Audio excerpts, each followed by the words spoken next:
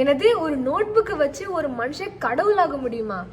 S, Death Note. அதாவது அந்த death நோட்ல யாரு பேர் எழுதினாலும் அவங்க இறந்து போயிடுவாங்க.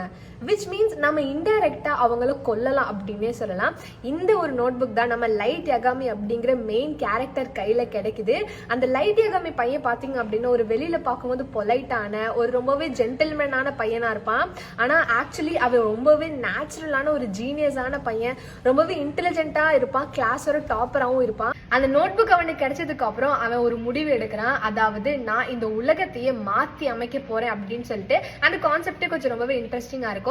அதனால அந்த கோலை அச்சீவ் பண்றதுக்காக அவன் என்ன வேணாலும் பண்ணுவான். நடுவுல யாரு வந்தாலும் அவங்களை டேக்கிள் பண்ற அளவுக்கு அவனுக்கு டேலண்ட் இருக்கும். பட் லைட் யகாமியை விட லைட் யகாமிக்கு வாய்ஸ் ஓவர் கொடுத்த ஆள் தான் சீரியஸ்லி ரொம்ப டேலண்டடா இருப்பாங்க அப்படின்னு நான் நினைக்கிறேன். சோ நீங்க ஒரு லைட் யகாமியா இருந்து உங்க கையில ஒரு நோட் புக் விழுந்தது அப்படின்னா நீங்க யார் பேர் எழுதுவீங்க அப்படின்னு சொல்லிட்டு கமெண்ட்ல சொல்லுங்க.